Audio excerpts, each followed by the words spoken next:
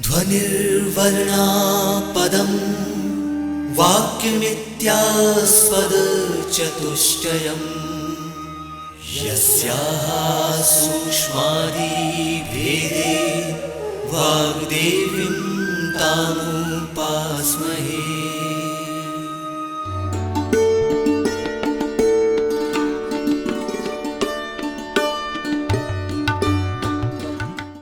नमस्कार साथियों, मैं डॉक्टर शैलेंद्र सिंह भोज विश्वविद्यालय से असिस्टेंट प्रोफेसर बॉटनी में।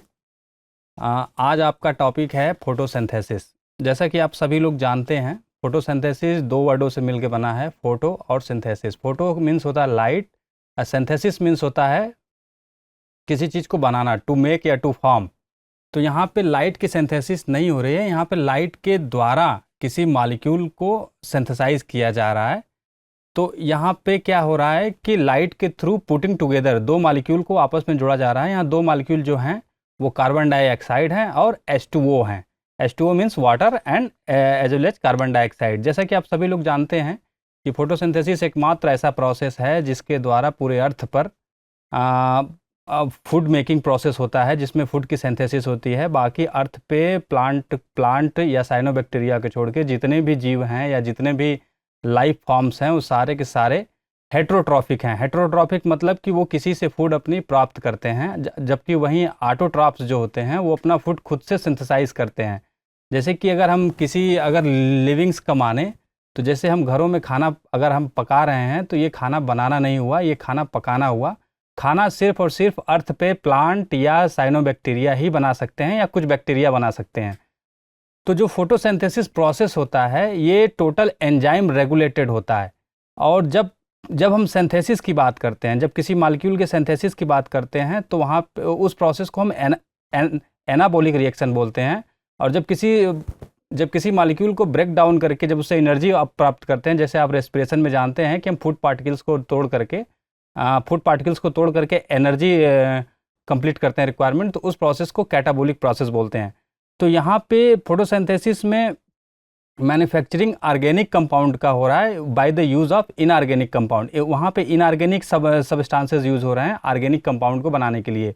जैसा कि हम सभी जानते हैं कि फोटोसिंथेसिस में carbon dioxide and water, plant मात्र इन दो चीज़ों को यूज करता है और सनलाइट के प्रेजेंस में वो सिंथेसाइज करता है आपका ऑर्गेनिक कंपाउंड या आपका शुगर या स्टार्च।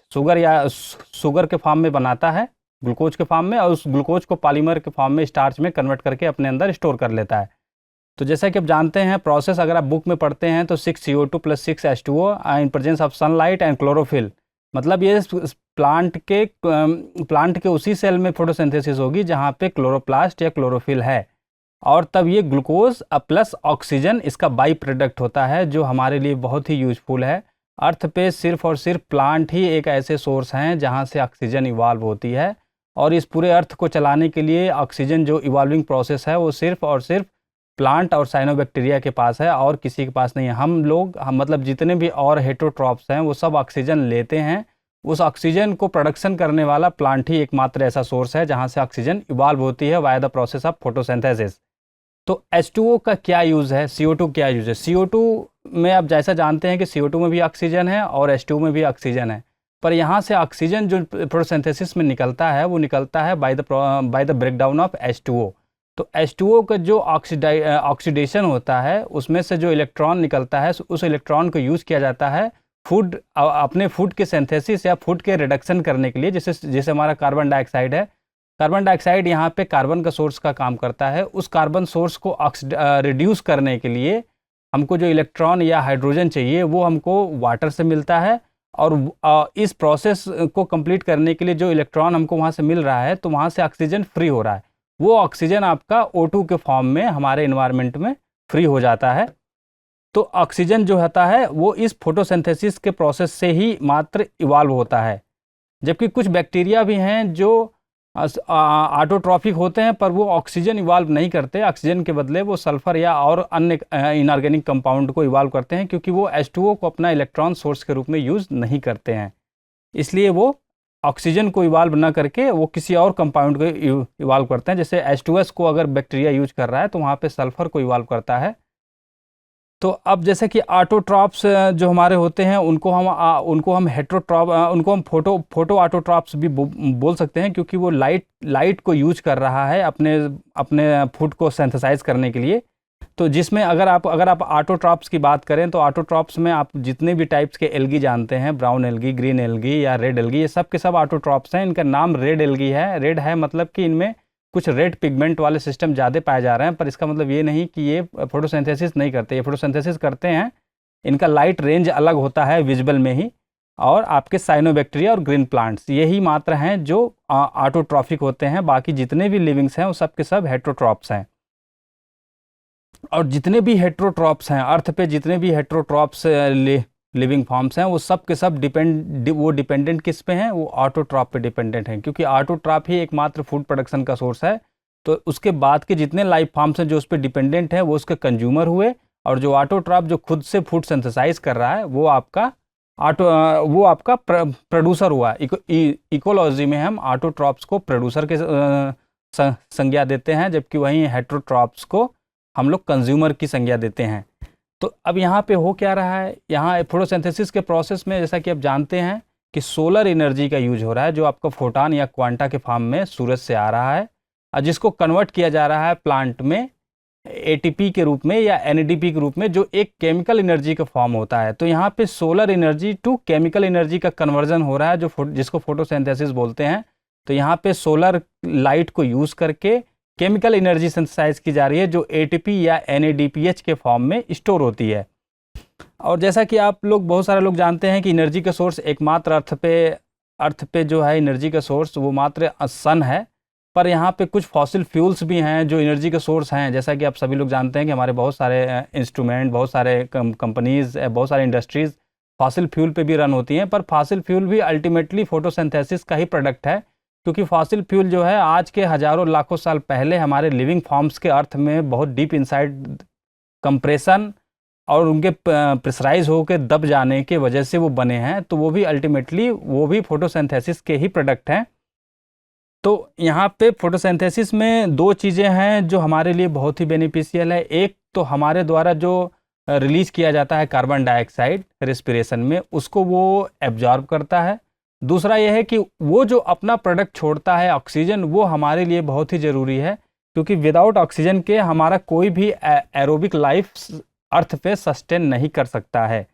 अब जैसे कि जानते हैं, अब प्लांट को रिक्वायरमेंट है CO2 की, H2O की और आपके क्लोरोप्लास्ट की। क्लोरोप्लास्ट आपके प्लांट के सेल में मिल जाएगा। आपको H2O का सोर्स हमारे अर्थ पे आप लोग सब लोग जानते हैं कि मोर देन 70% जो हमारा अर्थ है वो लगभग वाटर से ही है। तो वाटर का सोर्सेज भी यहाँ बहुत है। यहाँ पे जो लिमिटिंग फैक्टर है, जो सबसे कम मात्रा में है, वो है कार्बन डाइऑक्साइड। कार्बन डाइऑक्साइड मात्र अर्थ पे 0.03% ही अवेलेबल है। तो अब यहाँ पे जो मेन लिमिटिंग फैक्टर हुआ फोटोसिंथेसिस का, वो हुआ कार्बन डाइऑक्साइड। लिमिटिंग फैक्टर वो फैक्टर है जो सबसे कम अमाउंट में चाहिए, पर जिसके बिना वो प्रोसेस कंप्लीट ना हो सके। तो CO2 मात्र हमारे अर्थ पे 0.03% है। अगर ये CO2 का कंसंट्रेशन बढ़ता है, जैसे कि हम सभी जानते हैं कि पेड़ों की कटाई के वजह से हमारे अर्थ पे CO2 का लेवल बढ़ रहा है, जिसकी वजह से ग्लोबल वार्मिंग की प्रॉब्लम भी हो रही है। तो CO2 का एब्जॉर्बर या CO2 को मात्र एब्जॉर्ब करने वाला अर्थ पे सिर्फ और सिर्फ प्लांट ही हैं जो इस CO2 को एब्जॉर्ब करते हैं और CO2 को एब्जॉर्ब करके वो फूड बनाते हैं। और ये 0.03% अगर CO2 को अगर हम पूरा कंप्लीट फोटोसिंथेसिस के लिए छोड़ दें और कोई अन्य CO2 को हम न रिलीज होने दें या इसको रिप्लेनिश ना कर पाएँ अगर हम इन्वायरमेंट में, तो भी ये इतने मात्रा में ये CO2 है कि जिससे 100 सालों तक फोटोसिंथेसिस हो सकती है। 100 सालों तक CO2 की कोई ज़रूरत नहीं है जब फोटोसिंथेसिस होने के लिए। पर चूँकि हम इस पे डिपेंडेंट हैं, हेटेरोट्रॉप हैं, तो जो वो ऑक्सीजन वो छोड़ेगा, उस ऑक्सीजन को यूज करके हम CO2 छोड़ते हैं और उस CO2 को वो एब्जॉर्ब करता है। तो ये प्रोसेस दोनों इंटरलिंक है और ये साइकिल कंटिन्यूस चलती रहती है। इसलिए CO2 का लेवल भी एक लेवल पे मेंटेन है अगर हम उसको डिस्टर्ब ना करें तो। और जैसा कि जानते हैं कि अर्थ पे जितना भी सनलाइट आता है उसका मात्र 0.2% ही प्लांट उसका यूज करता है फोटोसिंथेसिस प्रोसेस के लिए। बाकी 99.8% सनलाइट का यूज़ हमारा प्लांट नहीं करता है, मात्र 0.2% लाइट का ही यूज़ करता है। अब हम जैसा जानते हैं कि फोटोसिंथेसिस में यहाँ पे अब देखिए, अब यहाँ पे हमारे पास क्लोरोप्लास्ट होना चाहिए। जैसा कि क्लोरोप्लास्ट में क्या है, क्लोरोफिल है। क्लोरोफिल ही एकमात्र ऐसा पिगमेंट है जो उस सनलाइट को एब्जॉर्ब करेगा और वो फोटोसिंथेसिस के प्रोसेस के थ्रू ही वो कार्बन डाइऑक्साइड को फिक्स करके वो शुगर या स्टार्च के सिंथेसिस करेगा। तो अब ये क्लोरोफिल सिर्फ हमारे विजिबल लाइट को ही एब्जॉर्ब करता है। अर्थ पे हमारे अर्थ अगर हम सूरज की बात करें तो सन से हमारे अर्थ पे लगभग 8 तरह के रेडिएशन आते हैं, जिसमें से आप सबसे जानते हैं सबसे लोअर रेंज का जो होता है कॉस्मिक रेज, फिर उसके बाद gamma rays, X rays, UV rays, visible, infrared, electric rays and radio waves. तो इसमें से मात्र प्लांट जो फोटोसिंथेसिस के लिए यूटिलाइज करता है वो है विजिबल लाइट। उस विजिबल लाइट में भी सिर्फ ब्लू और रेड लाइट को ही वो मोस्टली यूज करता है फोटोसिंथेसिस के लिए। बाकी लाइट में उसका उतना ज़्यादा फोटोसिंथेसिस प्रोसेस में रोल नहीं है। तो जैसा कि आप जानते हैं कि विजिबल लाइट का जो स्पेक्ट्रम होता है वो 390 टू 760 नैनोमीटर तक होता है। तो मात्र इस रेंज की ही लाइट को प्लांट यूज करता है अपने फोटोसिंथेसिस प्रोसेस के लिए। तो जबकि अर्थ पे लाइट जो है वो 300 nm से 2600 nm तक अर्थ पे लाइट आती है। इसके पहले वाली लाइट और इस 2600 के बाद वाली लाइट अर्थ पे नहीं पहुंच पाती, वो किसी न किसी बैरियर की वजह से वो अर्थ के बाहर एटमॉस्फेयर में ही रुक जाती है। तो फोटोसिंथेसिस के लिए विजिबल लाइट ही सिर्फ रिस्पॉन्सिबल है, और विजिबल लाइट में भी ब्लू और रेड लाइट ही मोस्टली इसमें एक्टिव हैं। तो इस रीजन को 400 से 700 nm की लाइट को जो विजुअल स्पेक्ट्रम में आता है, इसको बोलते हैं फोटोसिंथेटिकली एक्टिव रेडिएशन, PAR। इसको क्या बोलते हैं? Photosynthetically active radiation. ये बहुत बार एक कंपटीशन में पूछा जाता है कि किस रेंज की लाइट को फोटोसिंथेटिकली एक्टिव रीजन बोलते हैं। तो ये 400 से 700 nm की लाइट जो होती है उसको हम फोटोसिंथेटिकली एक्टिव रीजन बोलते हैं। और इस रीजन में सबसे ज़्यादा इफेक्टिव लाइट जो होता है वो ब्लू लाइट और रेड लाइट है, और सबसे लिस्ट इफेक्टिव, सबसे कम जिसकी ज़रूरत है प्लांट को, वो है ग्रीन लाइट।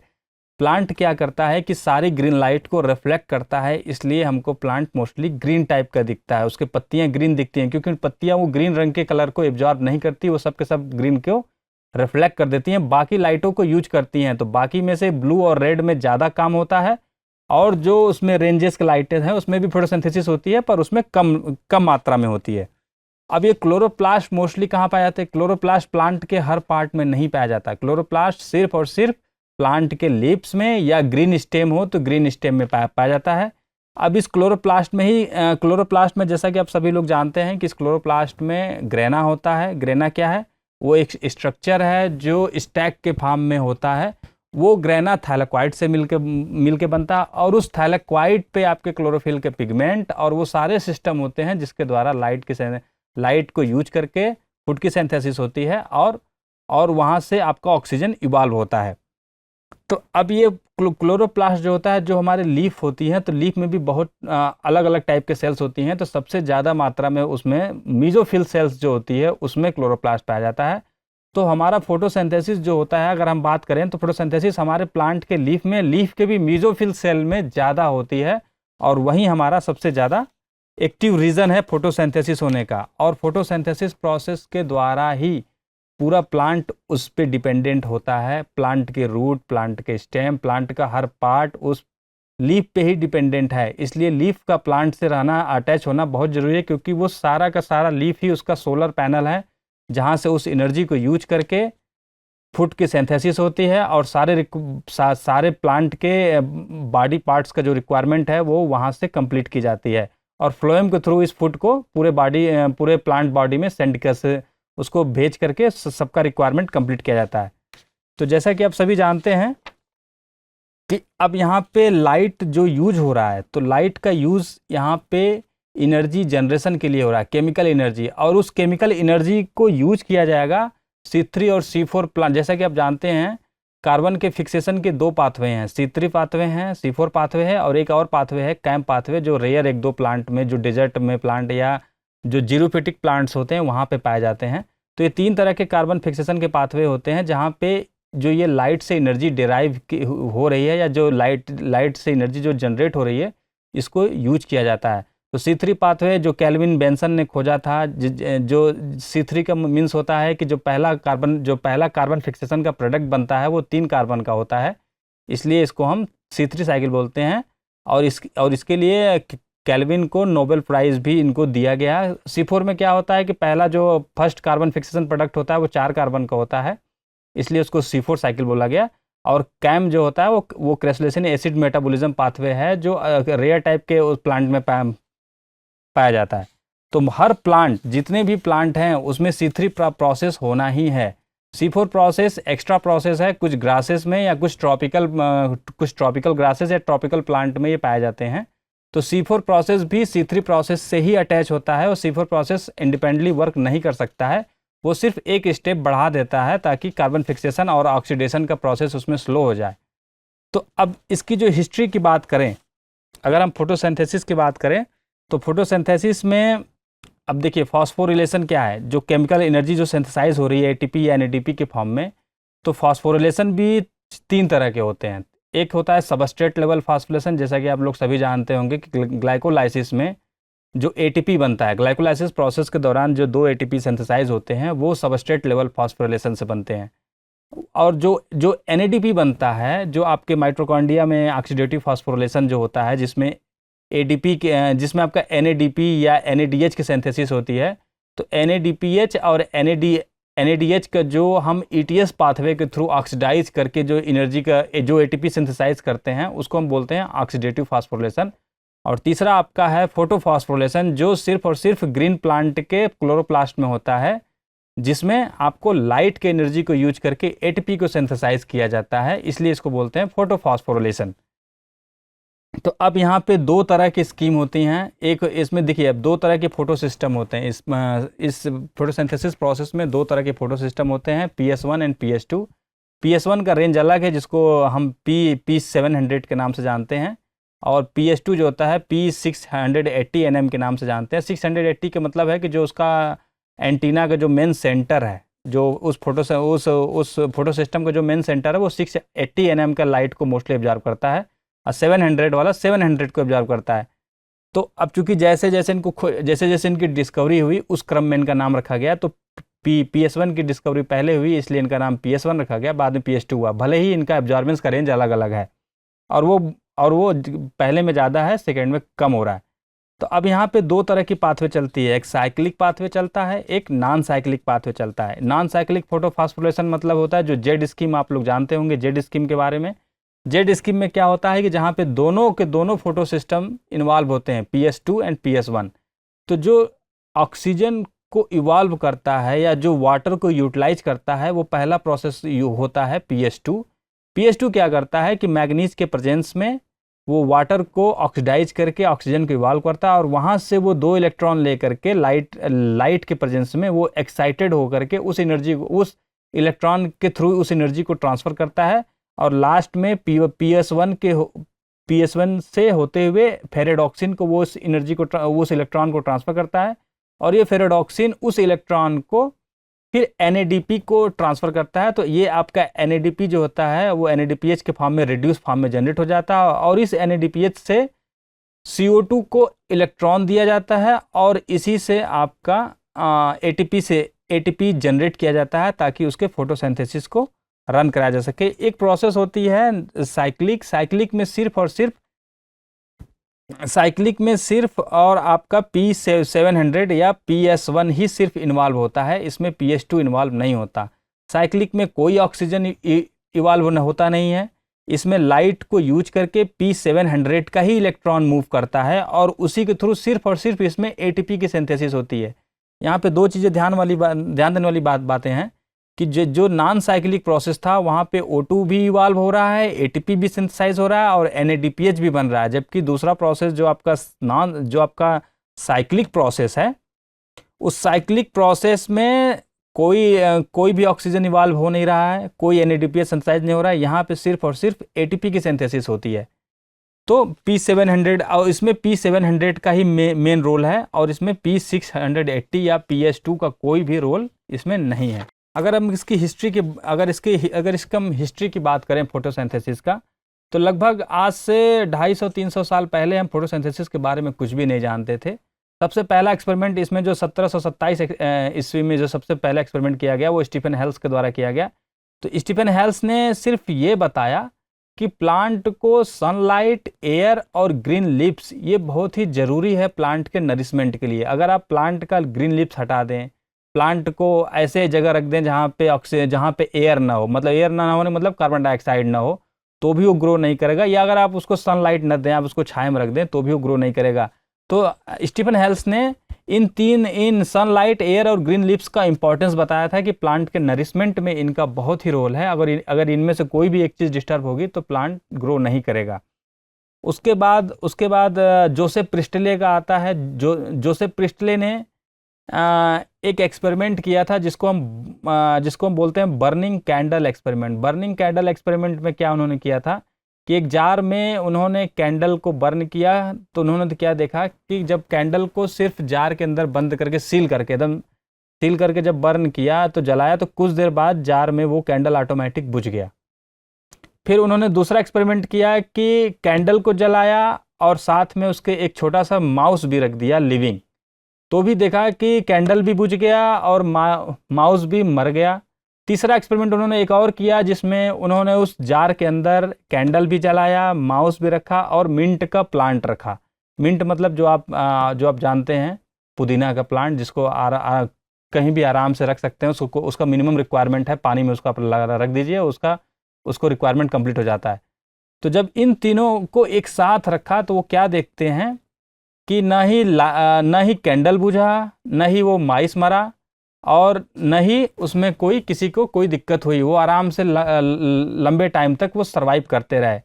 तो फिर उन्होंने उस पर ये ऑब्जर्वेशन या उन्होंने अपना ये इसमें निष्कर्ष दिया कि जो कैंडल जल रहा है उसके जलने की वजह से कुछ उसका जो फ्रेश एयर है वो किसी फॉल एयर में कन्वर्ट हो जा रहा है, गंदे एयर में, जिसके वजह से कैंडल भी बुझ गई, जिसका रिक्वायरमेंट है कैंडल को जलने के लिए।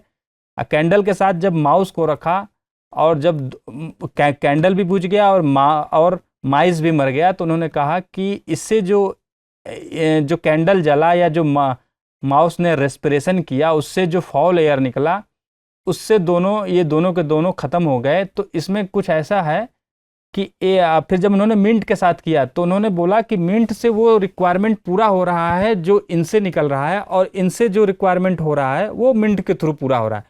तो मिंट का रिक्वायरमेंट आपका माउस और कैंडल के थ्रू हो रहा है, क्योंकि कैंडल बर्निंग हो रही है। जब कोई चीज़ बर्न होता है तो CO2 रिलीज होता है, और माउस जो कि रेस्पिरेशन कर रहा है तो वो भी CO2 निकाल रहा है, और इस CO2 का रिक्वायरमेंट उस प्लांट को है। उस प्लांट ने फोटोसिंथेसिस के थ्रू ऑक्सीजन निकाला, उस ऑक्सीजन का रिक्वायरमेंट उस एनिमल को भी है और उस कैंडल को बर्निंग के लिए भी है। किसी भी चीज़ का ऑक्सीडेशन के लिए ऑक्सीजन जरूरी है। ऑक्सीजन के प्रेजेंस में कोई चीज़ जलता है, अदरवाइज वो जलता नहीं है जल्दी।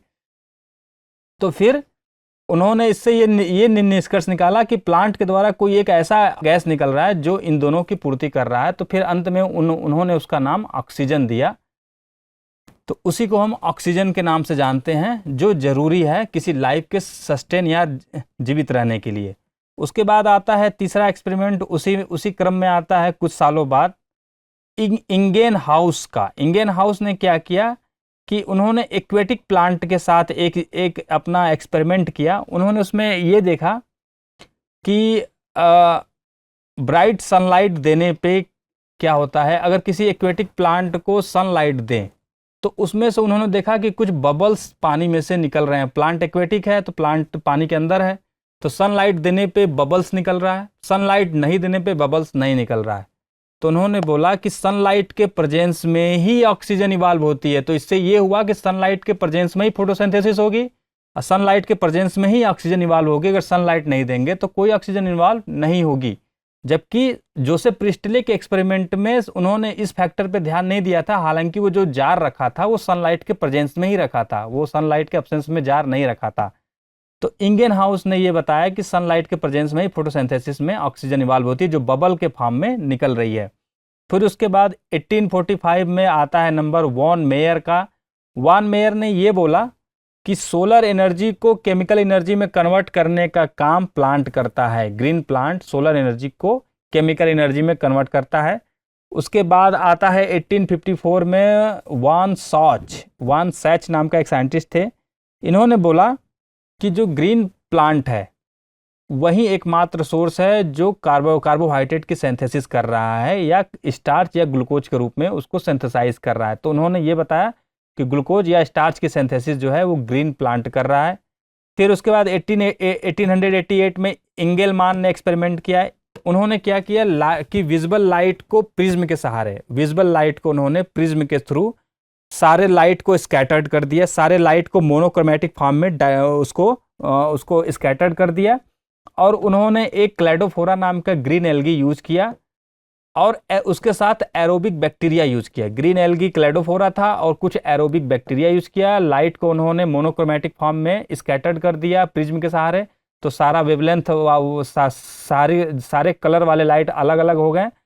और उन्होंने फिर ये देखा कि जहाँ पे रेड और ब्लू लाइट पड़ रही है क्लैडोफोरा के पास, मतलब एक्वेटिक मीडियम में प्लांट रखा, वो आपका एल्गी रखा गया है और वो सारे सैंपल को उन्होंने अलग अलग लाइट उस पर गिराया। तो उन्होंने क्या देखा कि जहाँ पे रेड और ब्लू लाइट गिर रही है वहाँ पे एरोबिक बैक्टीरिया का एक्युमुलेशन ज़्यादा हो रहा है, जबकि और लाइट जो अलग अलग जगह गिर रही है वहाँ पे एरोबिक बैक्टीरिया का एक्युमुलेशन नहीं हो रहा है। तो उन्होंने ये बताया कि अब इस विजिबल लाइट के रेड और ब्लू रेंज में ही फोटोसिंथेसिस हो रहा है। उन्होंने इस एक्सपेरिमेंट से ये बताया कि विजिबल लाइट के सारे रेंज यूज नहीं होते हैं, इसमें से मेजर जो रेंज है वो ब्लू और रेड रेंज है, जिसमें एरोबिक बैक्टीरिया का वहाँ एक्युमुलेशन होने का मतलब है कि एरोबिक बैक्टीरिया को ऑक्सीजन मिल रहा है। ऑक्सीजन कहाँ मिल रहा है? जहाँ पे ग्रीन, जहाँ पे आपका रेड और ब्लू लाइट है, तो वहाँ पे एक्युमुलेशन हो रहा है। तो इसलिए इन्होंने बोला कि एक्शन स्पेक्ट्रम, जो इस विजिबल लाइट का जो मेन एक्शन स्पेक्ट्रम है जिसमें फोटोसिंथेसिस हो रही है, वो रेंज है आपका ब्लू लाइट का रेंज है और रेड लाइट का रेंज है। उसके बाद 1931 में लगभग 50 सालों के बाद वान नील नाम का साइंटिस्ट आते हैं और उन्होंने बताया कि जो यहाँ पे जो इलेक्ट्रॉन के सोर्सेज हैं, वो इलेक्ट्रॉन का सोर्स कार्बन डाइऑक्साइड नहीं है। इलेक्ट्रॉन डोनर का सोर्स हमारा यहाँ पे हाइड्रोजन कंटेनिंग जो कंपाउंड है, जैसे H2S है या H2O है।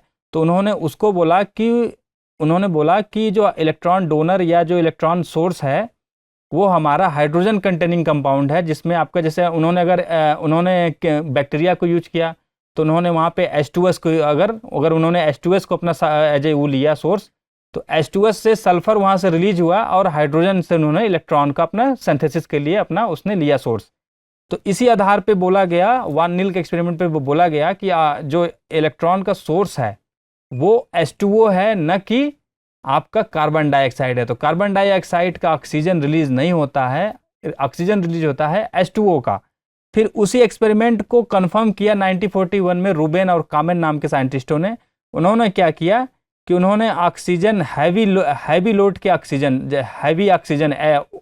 का मोस्टली हम जानते हैं कि O16 होता है उसका एटॉमिक नंबर, पर इन्होंने O18 को यूज़ किया ताकि ये पता चल सके कि ऑक्सीजन कहाँ रहा है। एक बार उन्होंने CO2 से 18 को कर दिया लेवल, एक बार H2O से किया। तो जब उन्होंने H2O से लेवल किया तो देखा कि H2O वाला जो 18 है, ऑक्सीजन 18, वो इवॉल्व हो रहा है और CO2 वाला 18 इवॉल्व नहीं हो रहा। तो उन्होंने इस चीज़ को कंफर्म कर दिया एक्सपेरिमेंट से कि ऑक्सीजन का इवोल्यूशन जो होता है वो सिर्फ और सिर्फ H2O से होता है, CO2 से नहीं होता है। उसके बाद आर्नन आते हैं। आर्नन ने ये बोला कि फोटोफॉस्फोरिलेशन जो है एक प्रोसेस है जो सिर्फ और सिर्फ प्लांट में होता है, वो भी लाइट के प्रेजेंस में होता है, जिसमें ATP या NADPH की आपकी सिंथेसिस होती है। फिर उसके बाद 1955 में, जैसा कि मैंने पहले ही बोल चुका हूँ, केल्विन नाम के साइंटिस्ट थे, जो केल्विन ने ये बोला, केल्विन ने C3 पाथवे मतलब कार्बन फिक्सेशन के पाथवे को ट्रेस किया via the labelling of carbon को उन्होंने लेबल करके उस फिक्सेशन पाथवेज में जो प्रोडक्ट बनते गए उसका स्टडी करते करते उन्होंने एक अपना साइकिल डिसाइड किया, जिसको हम C3 साइकिल के नाम से जानते हैं, जिसमें आपका ग्लूकोज या स्टार्च का सिंथेसिस होता है। हिल और बेंडल नाम के साइंटिस्ट ने जेड स्कीम दिया था, जो मैं पहले आपको बता चुका हूं कि PS2 और PS1 जो सिस्टम मिल के जो एक जेड स्कीम पाथवे बन रहा है, जिसमें से इलेक्ट्रॉन ट्रांसफ़र होते हुए जा रहा है और फाइनली NADPH के पास जाके वो एक्युमुलेट हो रहा है। और पीटर मिटचेल ने ये बताया कि एटीपी की सिंथेसिस जो हो रही है प्लांट में या किसी भी लिविंग फॉर्म्स में, जो एक्चुअली जो कीमोऑस्मोटिक थ्योरी थी, जो पीटर मिटशेल की जो कीमोऑस्मोटिक थ्योरी थी, उसमें उन्होंने ये बताया कि हाइड्रोजन कंसंट्रेशन के आधार पे एटीपी की सिंथेसिस होती है, और ये प्लांट पे भी उतना ही लागू होता है जितना कि ये एनिमल पे लागू होता है। और लास्ट में हैच एंड स्लैक नाम के साइंटिस्ट ने C4 पाथवे की डिस्कवरी की, जिन्होंने ये बताया कि C3 पाथवे ही एकमात्र पाथवे नहीं है जिससे कार्बन का फिक्सेशन होता है। इसमें एक एडिशनल पाथवे भी है C4 पाथवे, जो कुछ प्लांट्स में चलता है, जिसमें आप जैसे कि मेज का नाम जानते होंगे, मेज का नाम या शुगर केन का नाम, उसमें आपका C4 पाथवे चलता है। तो C4 पाथवे सिर्फ और सिर्फ ऑक्सीजन के प्रेजेंस को कम करने के लिए और CO2 कंसंट्रेशन को ज़्यादा करने के लिए प्रोसेस चलता है, जो ये मोस्टली ग्रासेस या इस तरह के कुछ ट्रॉपिकल प्लांट्स में होते हैं। और इसके बारे में डिटेल जानकारी C3 C4 या कैंप प्रोसेस के बारे में हम अगले क्लास में आपको बताएंगे। धन्यवाद।